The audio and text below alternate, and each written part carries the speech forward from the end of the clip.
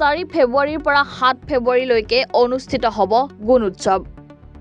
শিক্ষাৰ মানদণ্ড উন্নতকৰণ, শিক্ষাৰ্থীসকলৰ বাবে শিক্ষা গ্ৰহণৰ বাবে অনুকূল পৰিৱেশ সৃষ্টি কৰা আৰু আন্তঃগাঁথনি উন্নতকৰণৰ উদ্দেশ্যেৰে অনুষ্ঠিত হয় গুণ উৎসৱ।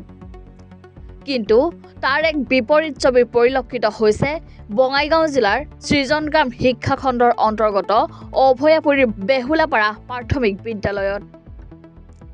এক অস্বাস্থ্যকৰ আৰু শিক্ষা গ্ৰহণৰ প্ৰতিকূল পৰিৱেশৰ মাজত শিক্ষাৰ্থীক শিক্ষাদান কৰিবলগীয়া হৈছে শিক্ষকসকলে। বিদ্যালয়খনৰ জৰাজীৰ্ণ চালৰ বাবে বাৰিষা কালত বৰষুণ দিলে শিক্ষাদান কাৰ্য ব্যাহত হৈ পৰে বুলি জানিবলৈ দিছে শিক্ষকসকলে।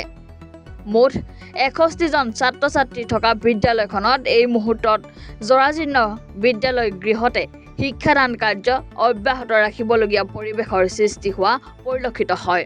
নাম মোহাম্মদ আলী খান, সদাইপাৰা বেহুলাপাৰা প্ৰাথমিক বিদ্যালয়ৰ প্ৰধান শিক্ষক হয়। আমাৰ গুণ উৎসৱৰ কাৰণে আমি প্ৰস্তুত পূৰাই আছোঁ, কিন্তু আমাৰ যি বিল্ডিঙৰ যিটো আৰ্থিক সেইটো অলপ বেয়া হৈ আছে। মই বিভাগীয় কৰ্তৃপক্ষক অনুৰোধ জনাম যে এইটো আমাৰ বিদ্যালয়খনত অলপ নজৰ দিয়ে যেন। আৰু আমাৰ স্কুলত বিদ্যালয়খনৰ এটাই ক্লাছৰুম, মানে বিল্ডিংখন এটাই, মাজত এটা পাৰ্টিশ্যন হৈ আছে। 1ৰ পৰা 5 লৈকে আমি আছোঁ আৰু আমাৰ ছাত্ৰ হ'ল 61। শিক্ষক আমি 3জন আছোঁ।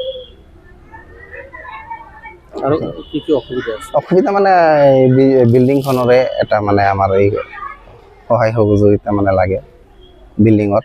তাৰমানে বিল্ডিংখন আমি আমাৰ বিভাগীয় কৰ্তৃপক্ষৰ লগত জড়িত হৈ যাতে আমি বিল্ডিংখনৰ সুবিধা কৰি দিয়ে যেন এইটোৱে।